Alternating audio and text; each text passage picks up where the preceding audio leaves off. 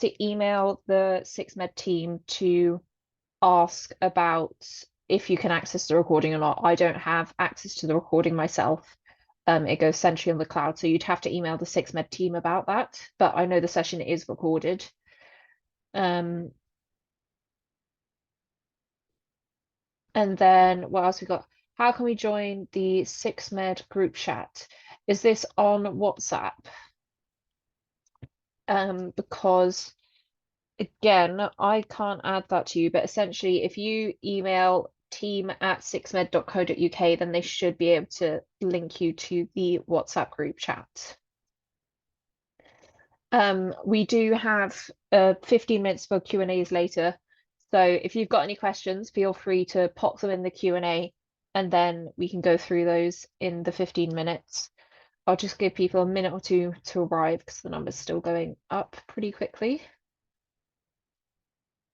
Okay, so briefly just to introduce myself, hi, I'm Victoria. I'm one of the people who tutor with 6med. And well, no, so I'm not a doctor yet. I'm a medical student. So yeah, the 6med team is made up of various different people with different roles and different jobs.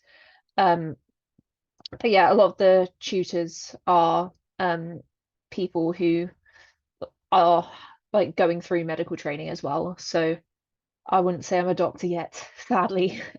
So yeah. Any other questions before we get going? And yeah, as I said, please do leave your questions in the chat and then we can, sorry, not in the chat, in the Q&A, and then we can go through them in the Q&A section. The main way we're going to go through today is the basics of the BMAT and then a focus on section 2. Okay, so I'll get started on the PowerPoint. Keep putting your questions in there, and if it's a question you'd really like to hear answered, you can I think you can vote for other people's. So you can upvote other people's questions if that's something else you would like to ask as well. Yeah, sorry, it is section 1. Sorry, that was me misspeaking. It's section 1, don't worry. That was just me misspeaking. Sorry about that. Okay, moving on. So yeah, so this is our 6med surgery for today on section 1 of the BMAT. Apologies about that. And yeah, we'll start with some general advice and then we'll focus on section 1. And as I said, there'll be time for you to ask your questions to me as well. Okay, so a great free resource out there is the BMAT exam on Reddit. So there's lots of free advice.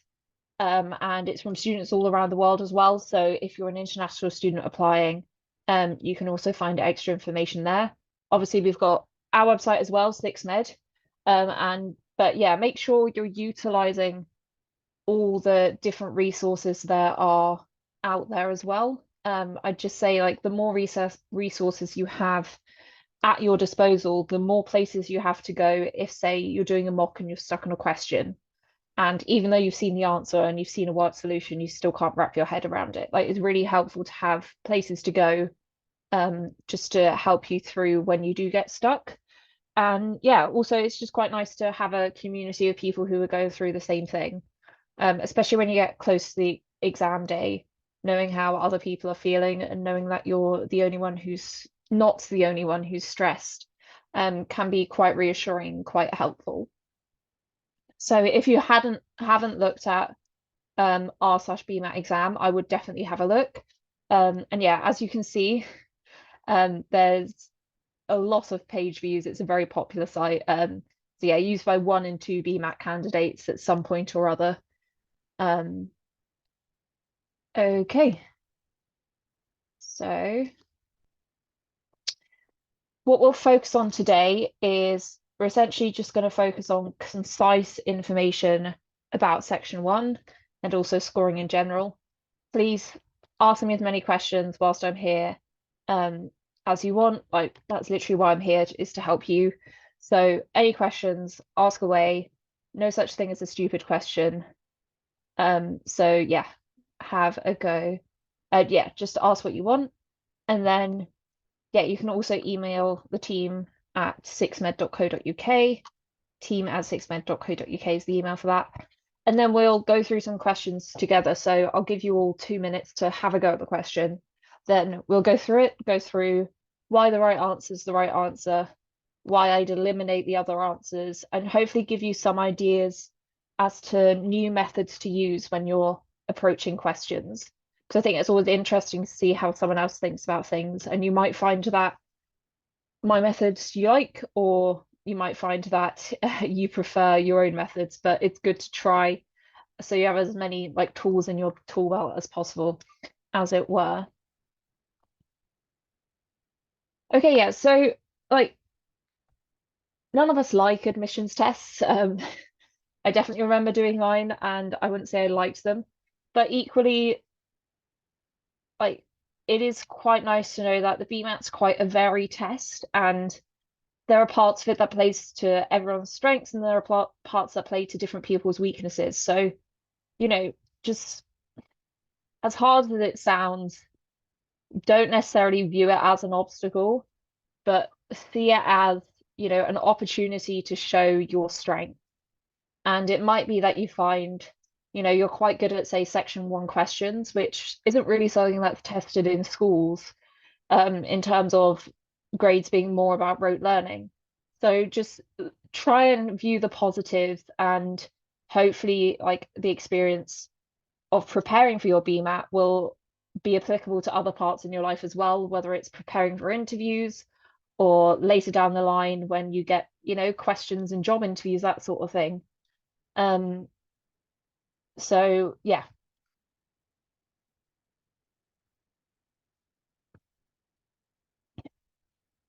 Okay. So the basic thing going on now. So it's a 2 hour long test. And you do have to pay a fee to sit it. And the registration date, so this slide hasn't been updated, has it? Okay, give me 2 seconds. I believe the registration date for the BMAT 2023 has passed. Sorry, I was given this slide deck. Okay, yeah, so just get it up. Okay, so key dates for 2023. So registration opened the 1st of September and closed on the 29th of September, as did the deadline to apply for access arrangements. The test date this year is the 18th of October. Hopefully you should all know that. And then results are released on the 24th of November at 9 GMT. And you can also apply for a results inquiry, and the deadline for that is the 1st of December. And the costs have gone up slightly. It's 78 for inside the UK and 104 for outside of the UK. And if you have a results inquiry, that costs £39, and that is the same for appeals. Sorry for the slide not being updated. Okay.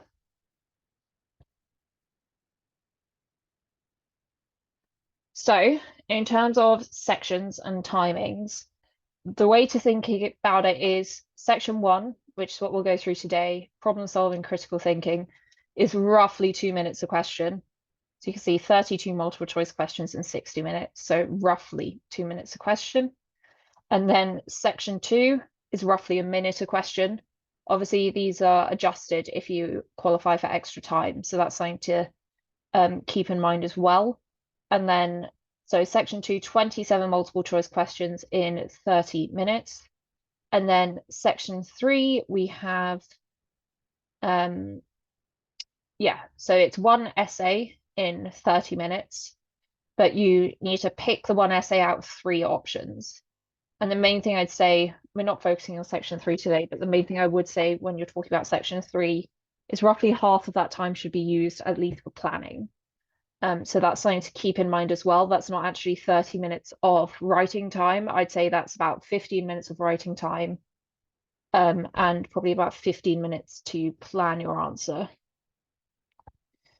Okay, so this is just from giving you an example of like the scoring distribution. So this is section one. You can essentially see the middle of the peak is like the middle of the graph is normally somewhere around the 4 margin, somewhere between 4 and 5 generally. So you can see that there, the most number of people getting score 4. So yeah, this just kind of gives you an idea of where your score is in comparison to other people's. I would say if you're doing mocks, compare yourself to that year's score distribution because they can vary year on year. So that's good information to have, is like you might perform worse on one mock, but actually once you compare yourself to the distribution, it was as good a performance as your other mock. It was just a more difficult that paper that year, as it were. So that's your section one scoring. So you can see there's quite like a, I guess like a broad range. Whereas when you go to section two, I say it tends to be slightly less broad. And you can see that there are more people getting between 3.5 and 5.5. Like that's much more comparable to each other versus on the previous slide. And I guess it's kind of similar, but yeah, it definitely tails off more either side here, whereas I feel like this is slightly narrower in general.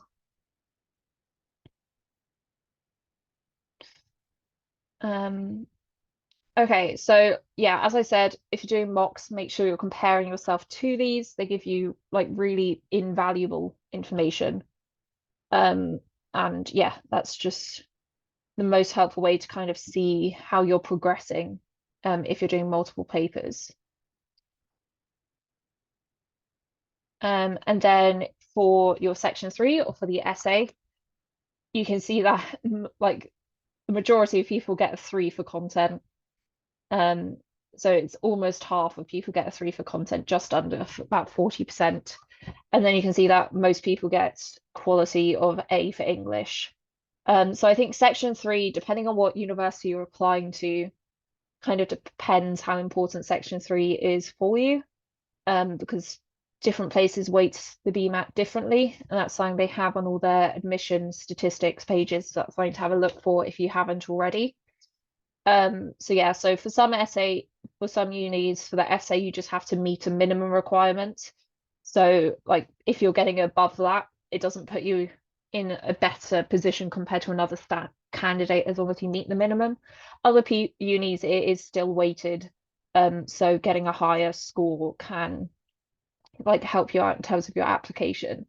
What I would say for the essay is if it's something you're worried about, I would just be aiming to try and meet a 3A.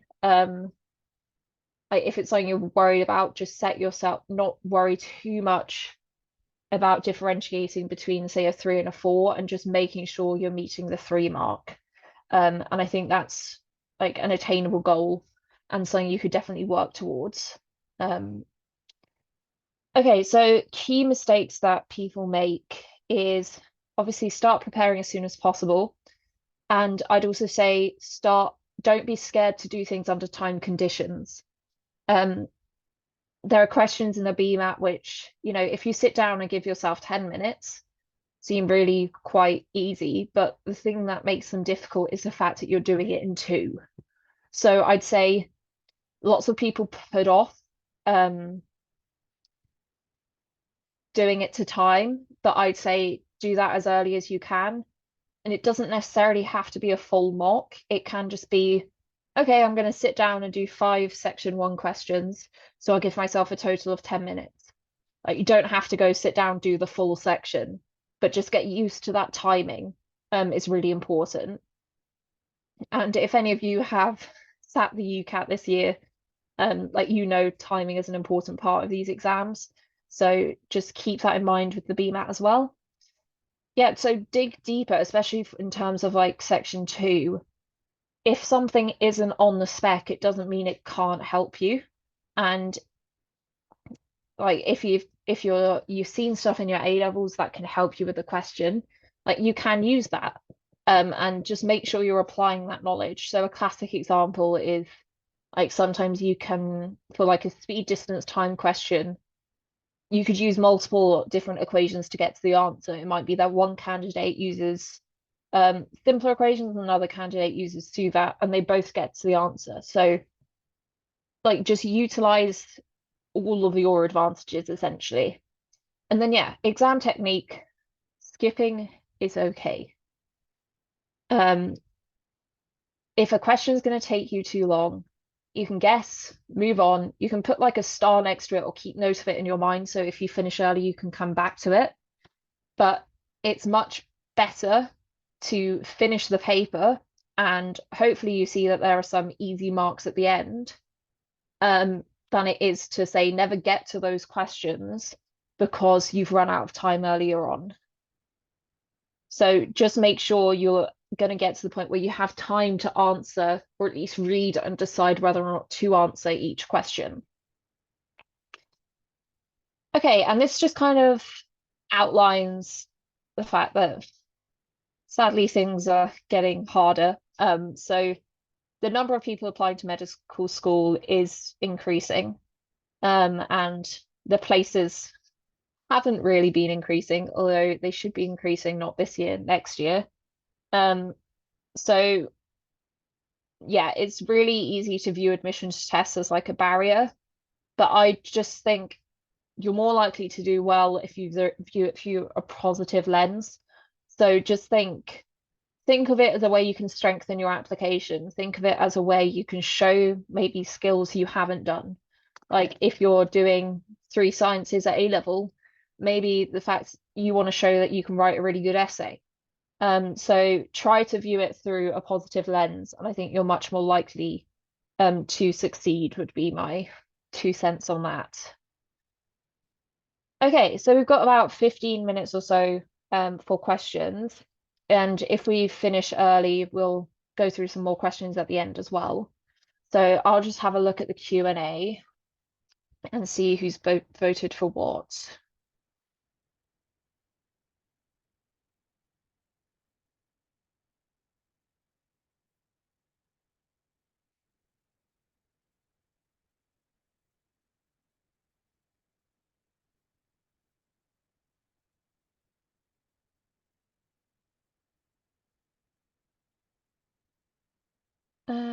Okay.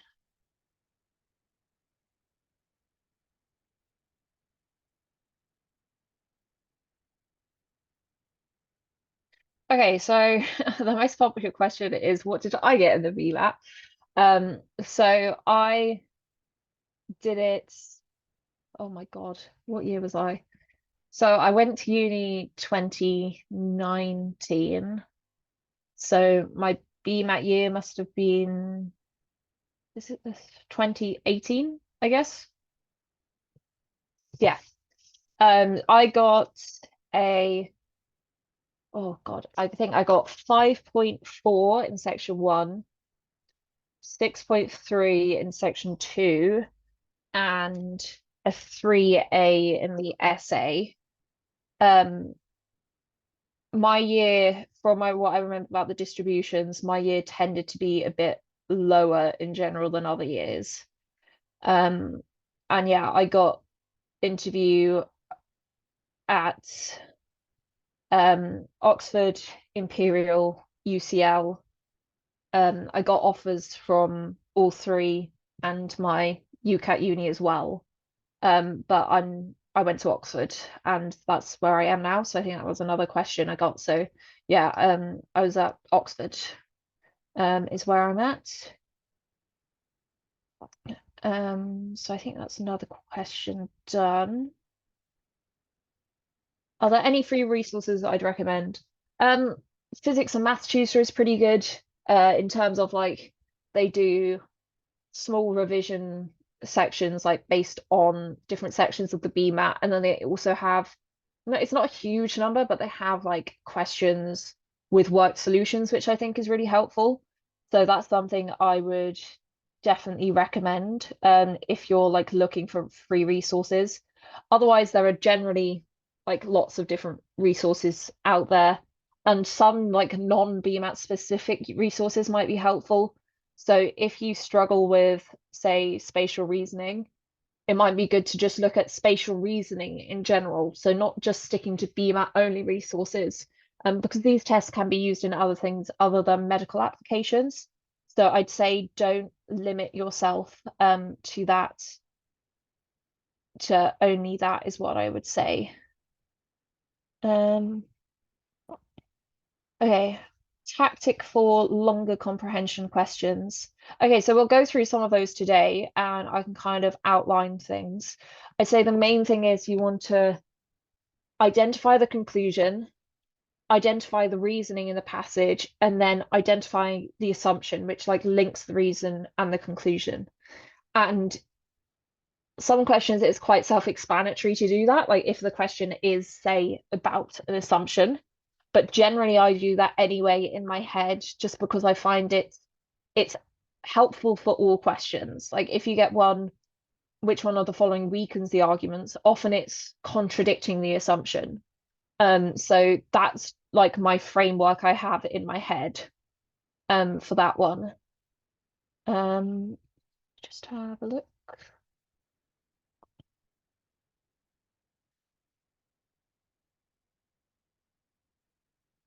Okay. How do I recommend balancing preparing for BMAT when you're busy with college? I think it's a tough question and it very much depends on, your college and how much like allowance they give you. What I would say is the BMAT preparation doesn't have to be you're going to sit down for an hour and do work. I would say have some questions or some content to go through with you at all points in the day. And it might be, a teacher's late to a lesson. You could spend those 10 minutes just doing some section two questions. So I'd say if you're stressed about finding enough time to revise for the BMAT, yes, dedicate like schedule in slots where I'm like, this is gonna when I'm gonna do BMAT prep. But I would also say just have something with you. So when you have dead time throughout the day, maybe your bus or train is late and you've got to hang around 20 minutes for the next one, make sure you can use that time. And then you'll find it's actually surprising how much small sessions like that add up over the course of like weeks. So that would just be my advice if that's something you're like stressed over. Um,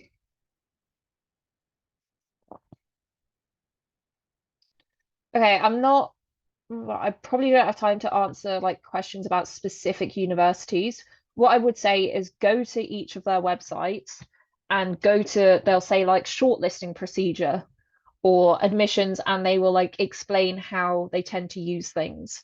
You can also use admission statistics from the previous year, but you have to kind of weigh up how comparable that is to your year, especially with the impact of COVID and exams. So I don't think it would necessarily be useful for everyone to go through each university individually, but that information is out there if you would like it. What other questions? Generally, in terms of like competitive scores, like I'd say,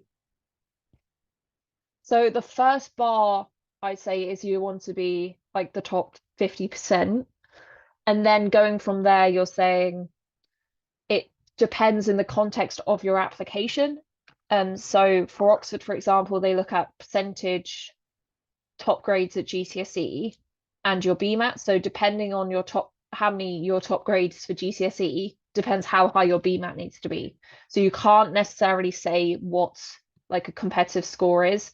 I'd say like as a general rule, if you're getting sixes, you're pretty golden. Um, Obviously I can't guarantee that, but generally that's been my experience. Um, and yeah, it just depend somewhat on the circumstances. of your entire application and the application round that year. Um, okay, a question about physics. I don't do A-level physics. How should I go about revising for section 2? And how long should I spend revising GCSE content, or should I just do the questions first? So whether you start straight with questions or content depends how much content you remember. If you think you remember most content vaguely, okay, have a go at the questions. If you feel like you remember nothing, I'd say you might want to start with the content first. I'd say the biggest high yield thing you can do with physics is just memorize the equations. And then even if you say write off the complicated electricity questions because you get confused by the whole series, parallel, voltage, current, you should be able to do some of the mechanics.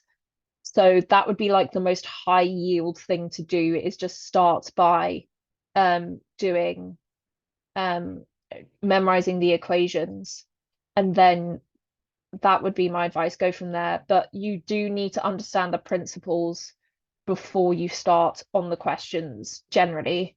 So it kind of depends what your starting point is.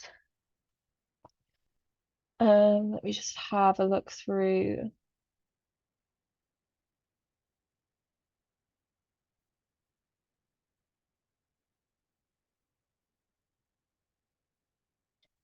Um, okay, it's not too late to start preparing for the BMAT now. If you're enrolled in the test, you just start preparing and go for it. Um, okay, what other questions? How do I tackle spatial reasoning or thinking questions? So I say spatial reasoning is a highly personal, like it's a very personal type of question. Like people answer it in different ways, and people's strengths and weaknesses in that way do vary. Some people are really good at visualizing things and can just visualize shapes and stuff in their head, and just do it that way. Other people are not, in which case it might be that actually drawing out diagrams, like annotating, is going to be much more helpful to you. So that's just something to kind of trial.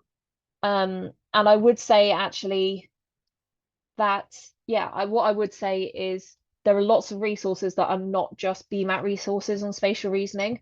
So have a look around, and if you find, say, the methods I go through today don't help you out that much, I would just have a look around, see how different people do different questions, and find methods that work for you. Sorry, that's a little vague, but it's kind of um yeah, that's kind of the um way of it for that one. Um we won't go through all question types of critical thinking and problem solving, as that would take longer than an hour. Um, but yeah, we'll go through some of the more common ones.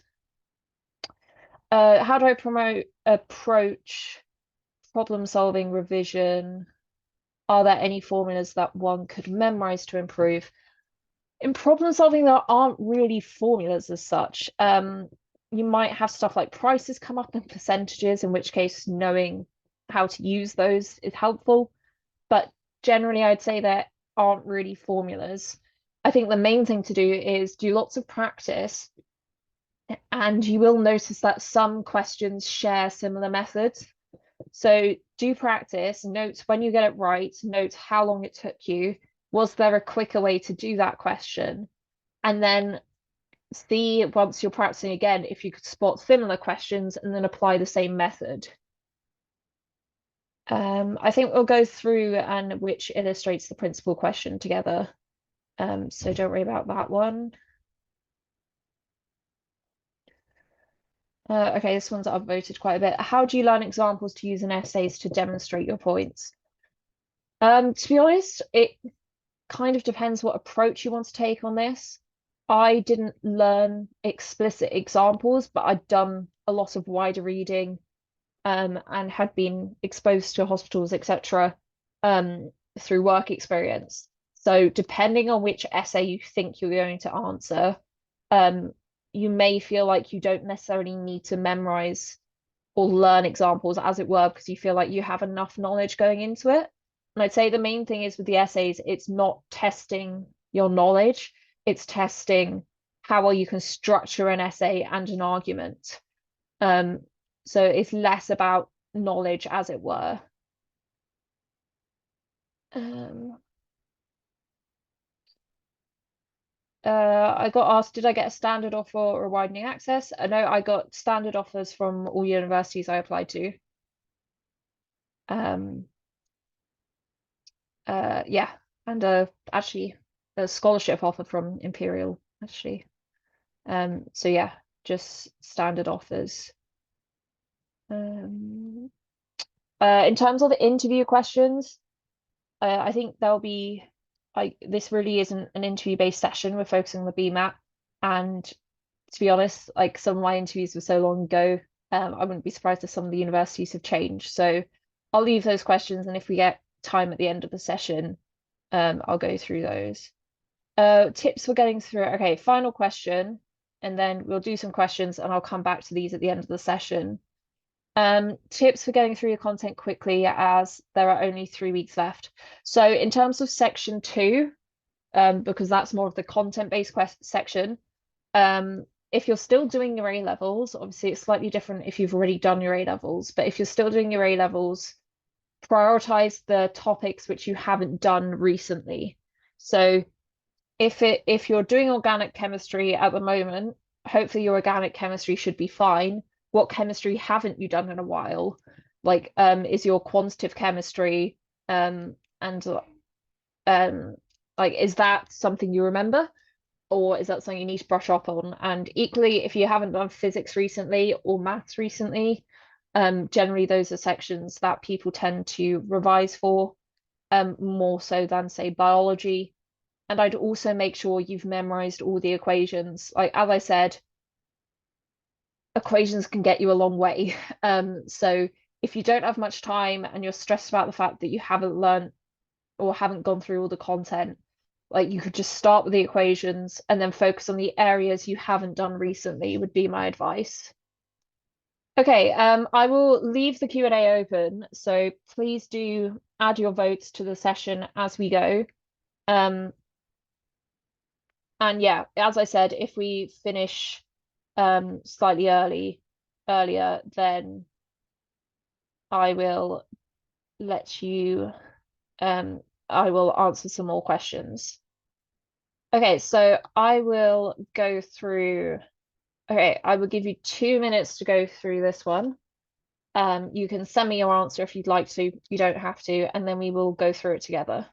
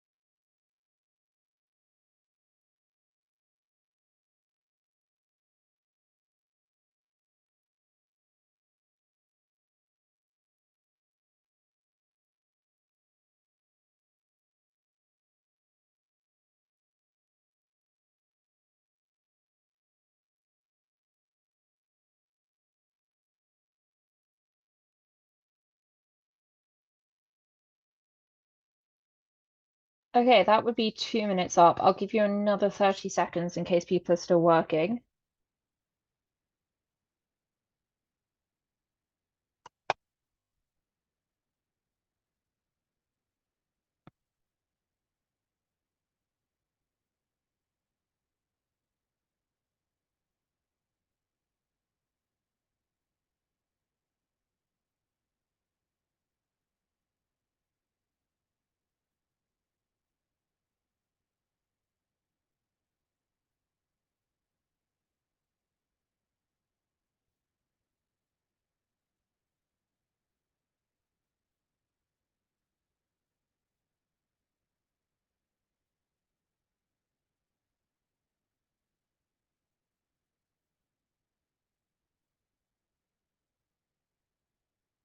Okay, so this is a hidden um least or lowest common multiple question.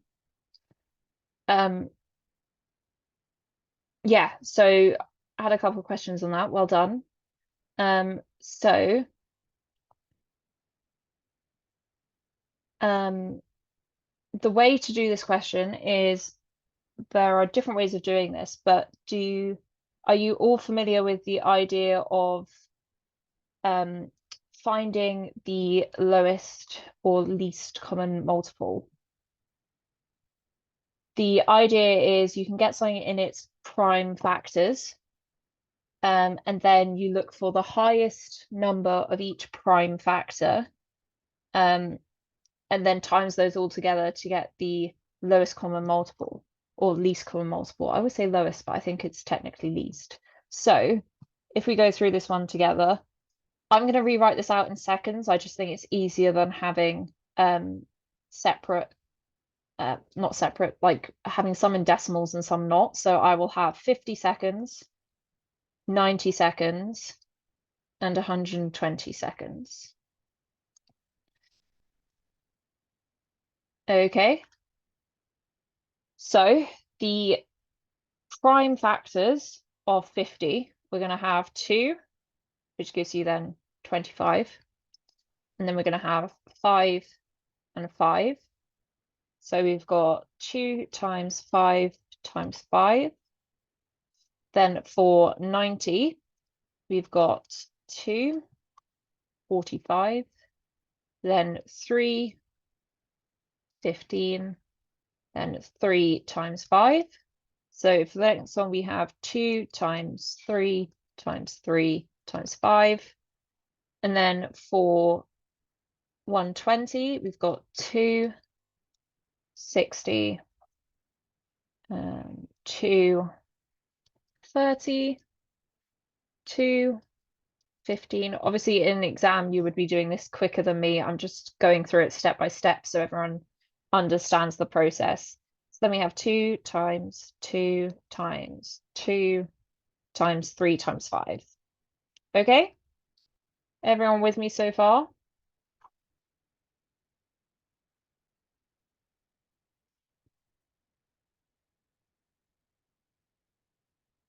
Okay, now that we have these, you need to find the highest power of prime factor in each of these. So in the first one and the second one, we have 2. Here we've got 2 to the power of 1, 2 to the power of 1. Here we've got 2 to the power of 3. So we're going to take 2 to the power of 3. So that's the highest power of the prime factor in all our calculations.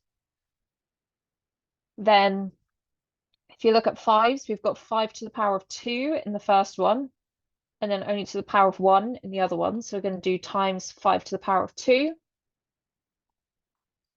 And then we're going to times that. If we look at threes, we've got 3 squared here, 3 to the power of 1 here. So we're going to do times 3 squared. So this will give us our answer. So if you times that all together, you're going to get 1,800. And we want to convert that to minutes. So we'd divide that by 60. So that would give us 30 minutes, giving us an answer of D. Did that all make sense as an explanation, or does anyone have any questions on that one?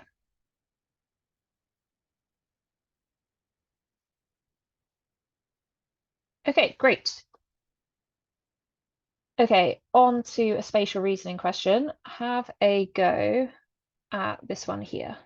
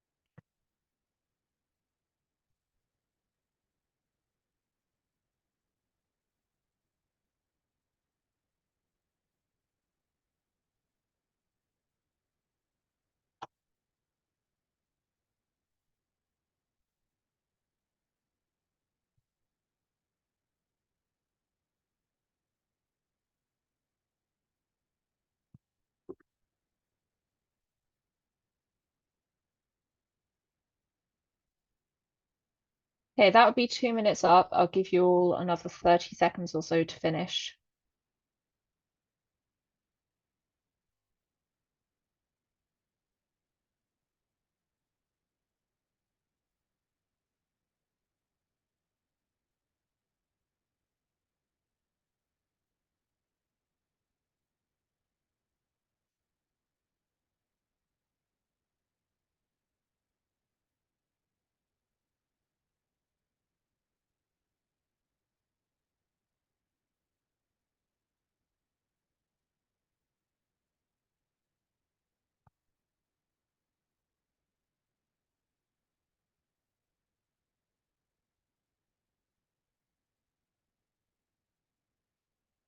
Okay, does anyone have an answer for this one? And just have a go. It's quite a difficult question.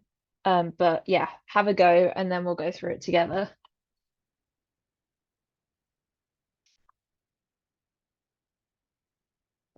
Okay, so the way I'd go through this one is I'd work out which one of these dice is the one which is 0 to 5, which one is the one that's 2 to 7. Then I'd make nets. That would just be my method for this one. So this dice here has to be the one that adds up to which is the 2 to 7 dice, because it can't be the 0 to 5 dice, because then 3 and 2 must be opposite each other. So here we've got the numbers 2 to 7, and total of opposite each other is going to be 9. So this here is the 0 to 5 dice, so the total opposite each other should be 5. Now, if I were to make nets, obviously you could make nets your preferred method, but I would just do like the plus shaped ones. I think that's the easiest one personally. I don't know why I drew it so strangely. Okay, so for this one here, let's call it A. We're going to have, I'll put my 5 here, and then we have 2, and we have 3. Okay, and then for the next one, so we know these need to add up to 9. So we're going to say we've got a 6 here because those two would be opposite each other, need to add up to 9. We're going to have 7 here because they need to be opposite each other and add up to 9. And then we're going to have 4 here. And then for B, if we do the same process, we're going to have, if I put my 4 here, 5 here, and then 2 like that. And we want this to add up to 5. So I'm going to have 3 here. I'm going to have 0 here. And I'm going to have 1 here. Okay? And now I just kind of fold these up and see which ones match. So if you look at A and D, you can instantly eliminate these because they don't you look at the views here and you can rotate them and see they don't work, essentially. So for example, yeah, so if this one here were the same as this one here, you'd have 2 and 3 next to each other. So opposite 6 must be the 5, so that doesn't work. Okay? And you can go through that process essentially, eliminating A and D. And the reason I'm looking at that dice is because if it were this dice here, 2 plus 3 would have to be opposite each other. So you can go through that process to eliminate those two. Then moving on to our other options. So let me just orientate myself. The problem I have with B can't be A, because if you were to rotate this, so we're moving this face up here, the 3 there, and then you'll see the orientation is correct, then we'd have a 5 here. And then in terms of if it could be our dice B, we want the 4 on this face here and the 2 on top, which would then make the, we've got the 2 on top in that orientation. We just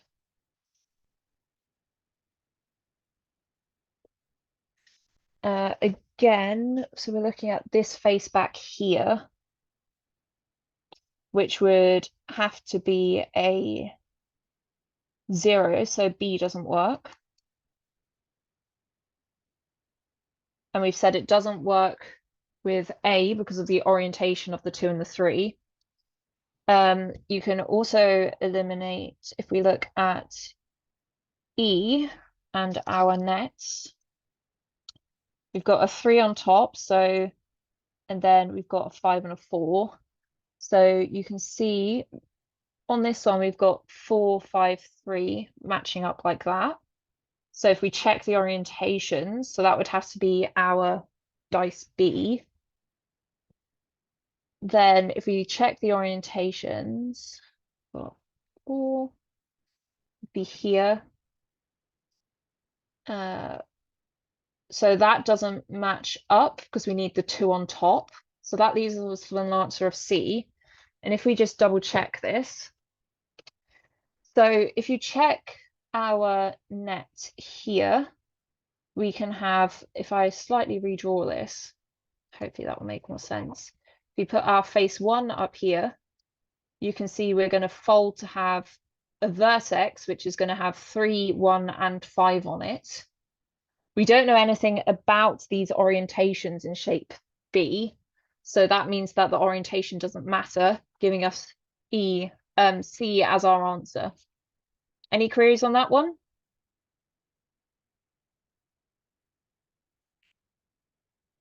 The main thing with this is because of your numbers like 3, which has an orientation, you have to double check those when you're going through it.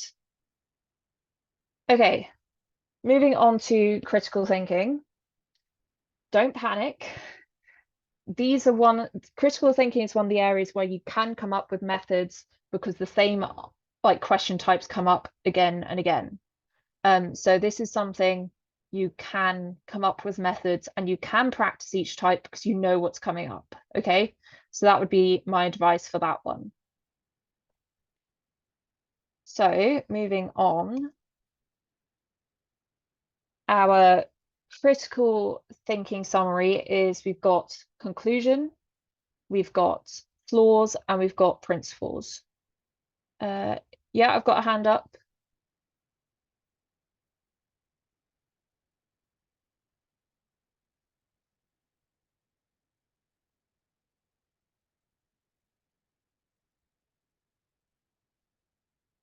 I drew the nets for C and I'm not sure how to confirm it's B from the net because it doesn't. So the main thing when you're drawing nets is you need to see, will they share a vertex? If they share a vertex, they're going to be three faces you can see on one view. Okay.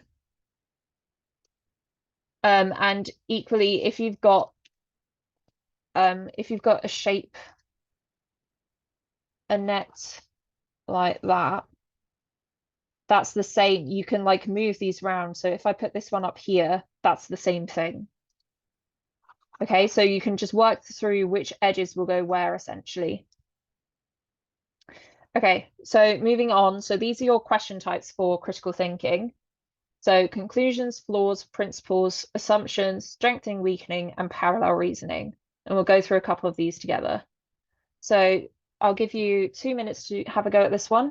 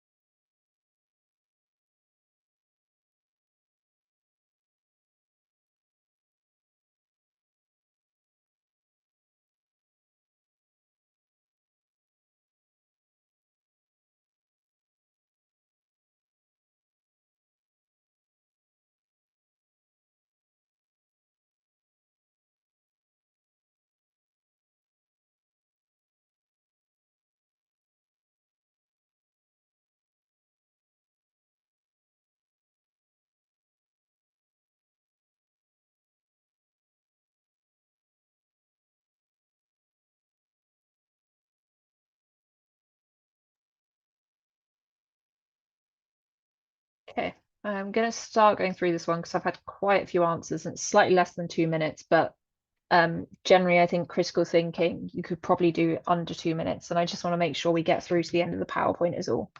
I might have spent slightly too long on your Q&A. Apologies for that. So main conclusion is what is the paragraph trying to say? What is the aim of the paragraph as such? Like if the author had one thing he wanted you to take away from the paragraph, what would it be? So sometimes it's the first sentence, sometimes it's the last sentence, but don't use that as a rule because sometimes the BMAT will specifically trip you up by making that not the case. So the answer for this one here would be B. So essentially he or she compares. So first we've got this sentence here saying it would be preferable to have a totally vegetarian agriculture, right? And then goes on to give a reason for this. So if I'd underline the reason in red, this here is our reason, right? And again, supported by the next statement as well. And then he's saying that means the extra land could then go into deciduous woodland, which is what the countryside needs. So the summary of this bit here is all reasoning for his argument or conclusion, which is that it would be preferable to have vegetarian agriculture, e.g., yeah, so that would be the aim for that one. Does that make sense to everyone? Yeah, there's pesticides aren't really mentioned in this, so it's not going to be C. Um, and D, it kind of doesn't encompass the fact that it would need to be entirely vegetarian. Um, like you can eat vegetables directly and still eat meat, if that makes sense. Okay, moving on.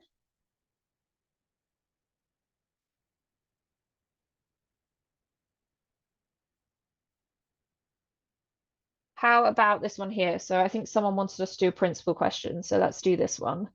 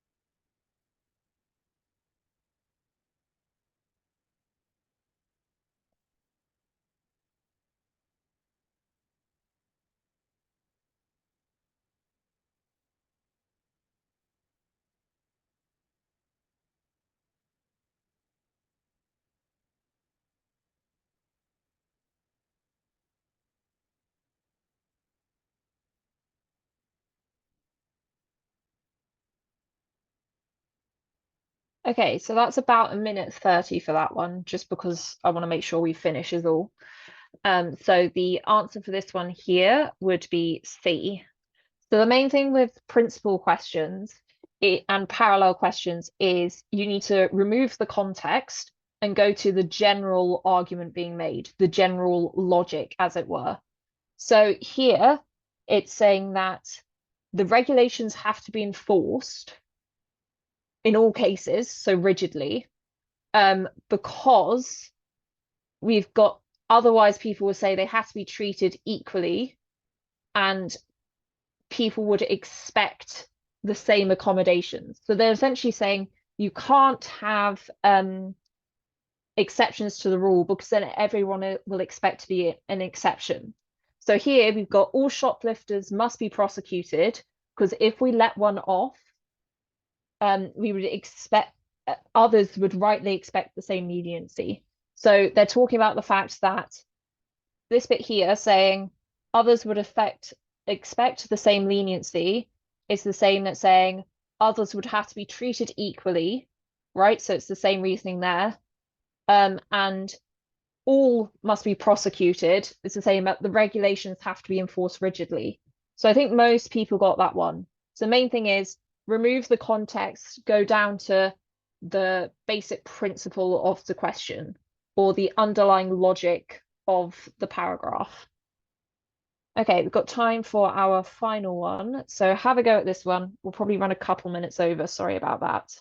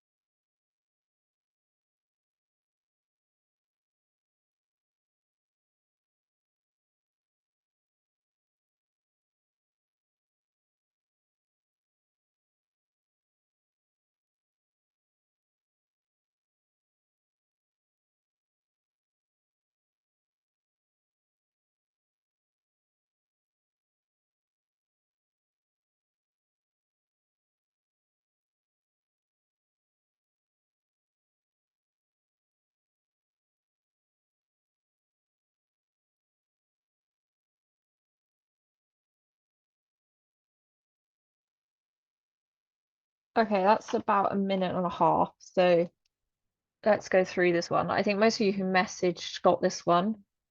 So the answer for this would be again C, actually. So the main thing with the flaw is you need to kind of think, what would I say to rebut what they're saying? So here they've said, so we've got only shareholders can vote in the takeover. They can either vote for, against, or abstain. So if the majority vote in favour, the takeover is approved. However, less than half the eligible voters are in favour of the proposal, which means that the takeover will not be approved. So the best flaw for this is saying some voters may abstain, meaning that one side could win with less than half the votes, because they're saying less than half are in favour, therefore the takeover won't happen. However, if let's say 40% are in favour, and then you have 20% or let's say 30% abstain, then now your 40% is going to be greater than the remaining who will vote against. So their argument essentially ignores the people who might abstain. So their assumption is that no one's going to abstain. So the flaw here is counteracting their assumption. Okay, so that's the final of the questions. Here are some like 6med specific resources you can use in your BMAT prep. So please do use these if you would like. You've obviously all come to a 6med surgery. So yeah, those are at your disposal. Other resources are out there as well. But yeah, good luck everyone. And I can hang around for a couple minutes if people have any huge queries. The main thing is, yeah, with critical thinking, practice each question type and then apply that to, because they're the same question types over and over again. So come up with a method to approach those questions. How do I approach the flaw question? So you're looking for something which really makes the argument fall flat or not stand true. Generally, if you're saying the assumption is false, that's the strongest flaw, which is the same as if you have a weakness question. Any other big questions people want me to answer before we go? Oh, I did see a question actually asking about the question types where you have a really long passage and then multiple questions on them. That used to be in the BMAT. That was in the BMAT when I sat it, but those I believe have been removed. So don't worry about that.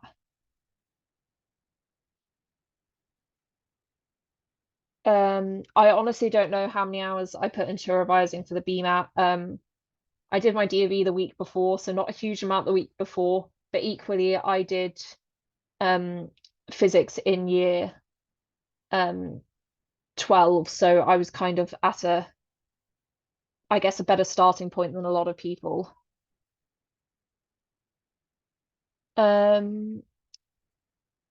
I believe there will be sessions for section 2 and 3. I probably won't be running them, so I'm not entirely certain, but I believe it. Should we use BMAT marks from old specs? You can use old BMAT papers for the section 2. It will like there are stars on the questions that aren't included. So that's something to like in section 2 there are stars on the stuff which is now off spec. And as I said, you can skip the ones we just spoke about.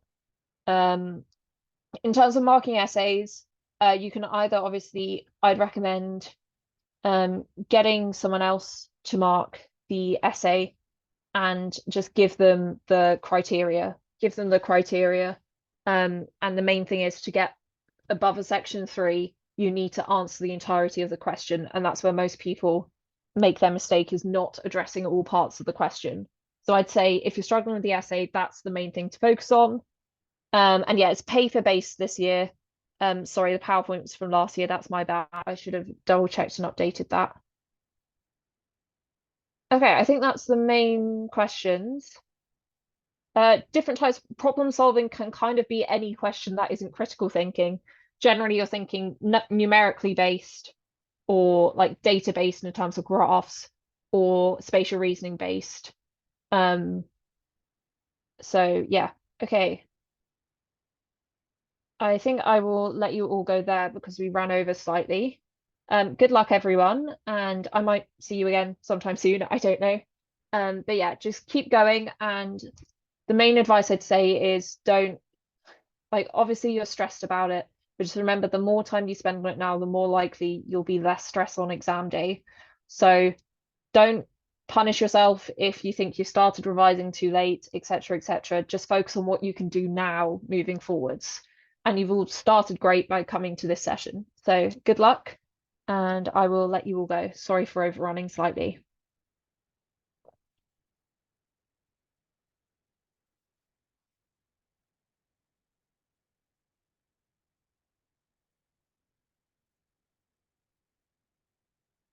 Oh, I did see this question. Oh, never mind. Okay, I'll leave you be. There'll be other sessions. Okay, bye bye.